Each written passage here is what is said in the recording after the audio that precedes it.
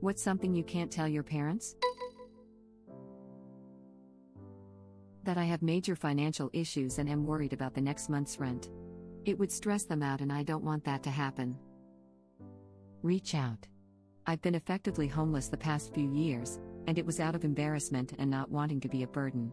It kept me from my dad and stepmom, and my dad recently died, and I didn't see him for 5 years, 4 of which were when I was at pinnacle struggling. You may be surprised where help can be. Edit my own mother didn't know for nearly a year. The only other people who know the whole story are my BF, and my friend/boss who also was a major help. If you don't speak up, I hope you have a car that is reliable to sleep in. Come on over to our/homeless for help and support, but really, please reach out to someone. It sucks, it hurts, and you feel like a useless butthole, but we all need help. Reddit link. I used to nick mom's pot when I was in high school. I'm sure if I told her she'd laugh, but my stepfather got the blame at the time. Are you smoking before work? The stash is getting kind of light. And that man has a long memory. Of course he has a long memory, he didn't have nearly enough pot. If the pot was missing, and he didn't take it, he probably knows who did. My girlfriend and I won't be having a wedding. Sure, we'll be going to the Justice of the Peace and having a small reception, but my mom doesn't understand the concept of not having a wedding. I absolutely cannot tell her flat out no, you're not going to be getting a wedding out of your only child. Make use of the current times, quarantine is the perfect excuse not to have a bashing wedding party. Did this with my husband and didn't regret it at all. We told no one we were doing it. Called my mom after it was officiated and she was just happy we were married. We were both wearing jeans and a hoodie, got pizza at the local place across the street afterwards and called it a day. ETA, I'm also an only child lol. I can't tell my parents how difficult they have made my life by neglecting me emotionally as a child. It used to be a bit of a meme that daddy never hugged me. Well, like that, but to such an extreme degree that it actually qualifies as damaging. Ditto. Dad thought working as much as possible made a good dad, like his dad did to him. Now that I'm 23 and distant because I moved away from work, he tells me he regrets not taking more time off and doing more things with us. He's a good guy, and he meant well, he just didn't know any better, I guess. He does now though, and I don't have the heart to tell him that my emotionally distant mother and him never being around basically stunted being able to feel emotions correctly. But I won't tell him that since he is trying the best he can. I feel this. Emotionally neglected and starved. You want affection but don't know how to get it now, and any you do get feels awkward and foreign. But my self-deprecating humor is on point, so I got that going for me.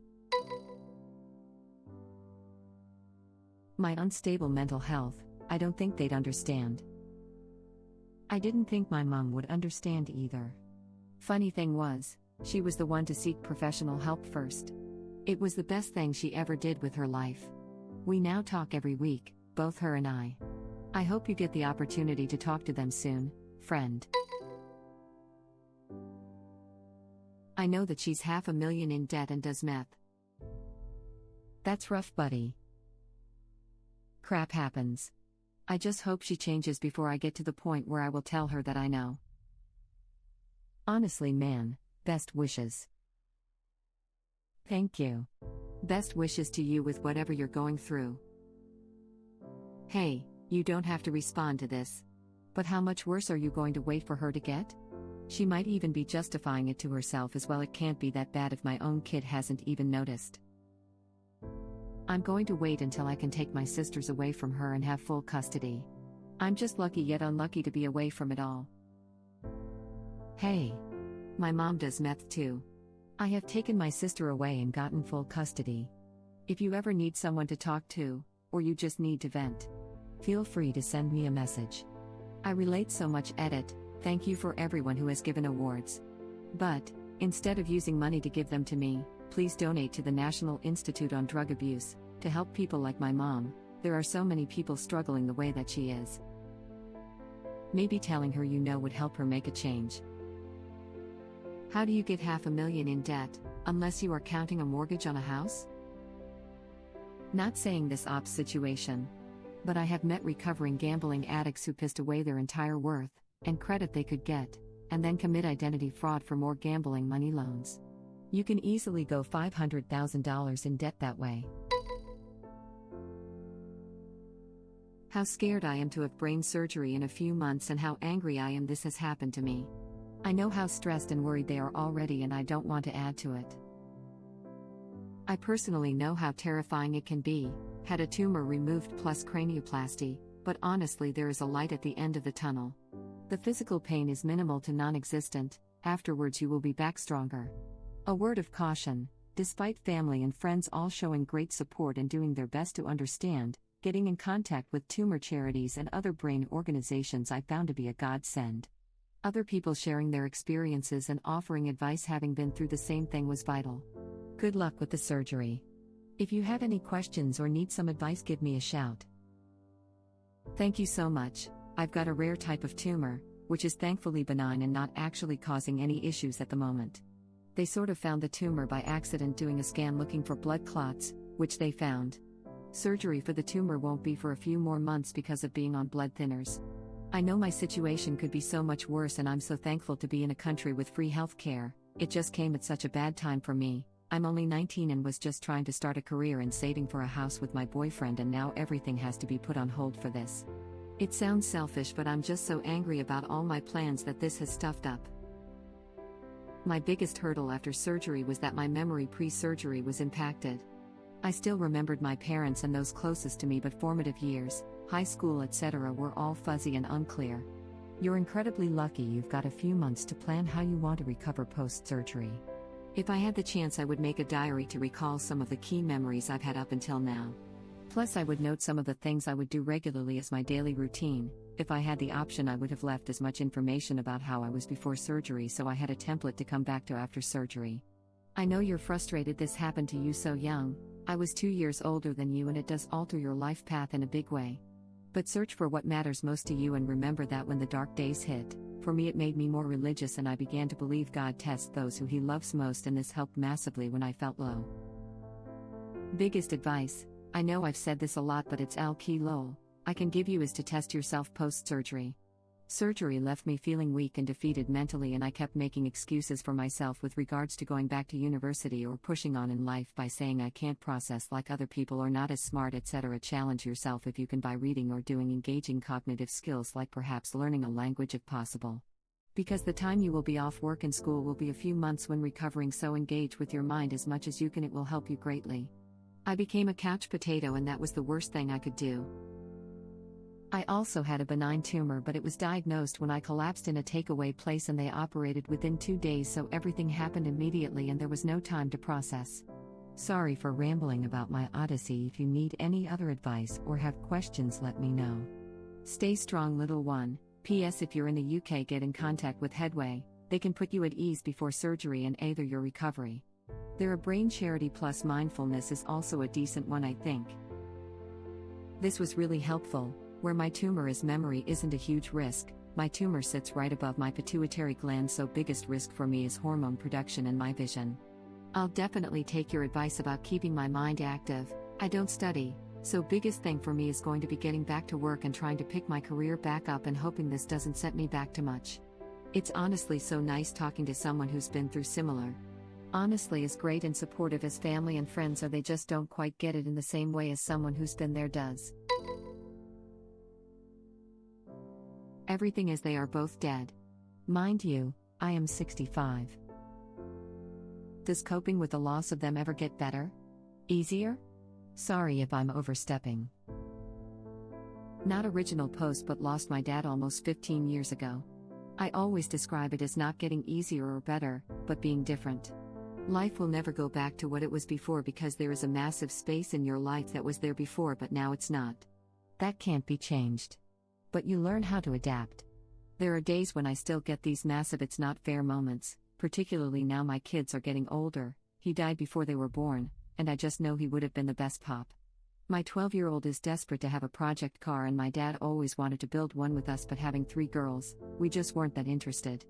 It's so crap that both he and my kids miss out on that experience that they would have loved to do together.